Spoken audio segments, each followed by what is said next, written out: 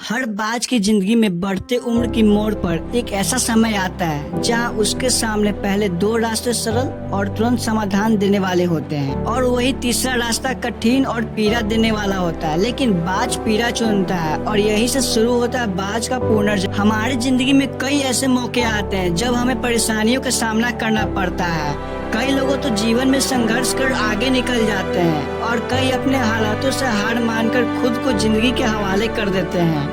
ऐसे में हमारी जिंदगी और हमारा खुद का कोई वजूद नहीं रहता। दुनिया उसी को सलाम करती है जो अपने कलाम खुद लिखते हैं। सिर्फ इंसान ही नहीं, कुदरत में हर प्राणी के साथ ऐसा होता है।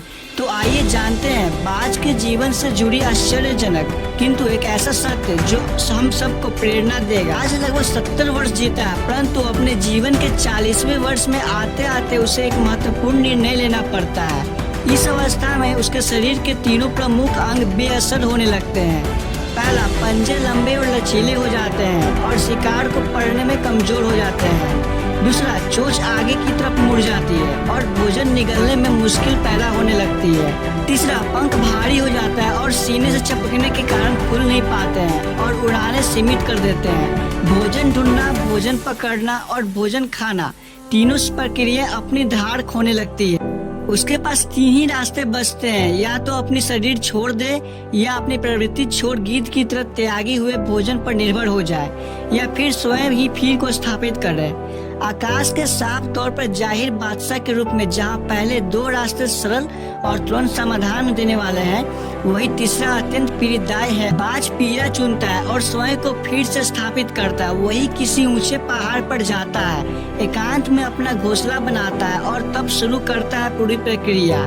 सबसे पहले वो अपनी चोंच चट्टान पर मार मार कर तोड़ देता है। अपनी चोंच से अधिक पीड़ादायक कुछ भी नहीं है। पंछी राज के लिए वो इंतजार करता है चोंच के फिर से उग जाने की, और उसके बाद वो अपने पंजे भी उस प्रकार तोड़ देता है और इंतजार करना है जो पंजे के फिर से उगाने की।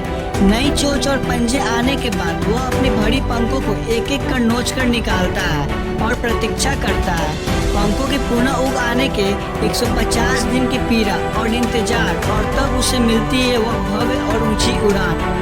इसे पुनर्स्थापना के बाद वो ऊर्जा, सम्मान और गरिमा के साथ 30 साल और जीता। कई बार ये सुना होगा भगवान भी उसी की मदद करती है जो अपने मदद खुद करता है। आज आपको इसकी मिसाल मिल गई होगी। जैसे बाज संघर्ष करता है 150 दिन तक और भगवान उसका संघर्ष बेकार नहीं जाने देते हैं। उसकी नई जिंदगी देकर कुदरत हमें सिखाने बैठी है। जैसे पंजे पकड़ के प्रतीक है, उसी चोंच सक्रियता और पंख कल्पना को स्थापित करता है। इच्छा हालातों पर काबू रखने की सक्रियता स्वयं के अस्तित्व को गरिमा बनाए रखने की है। कल्पना जीवन में कुछ नएपन बनाए रखने की है।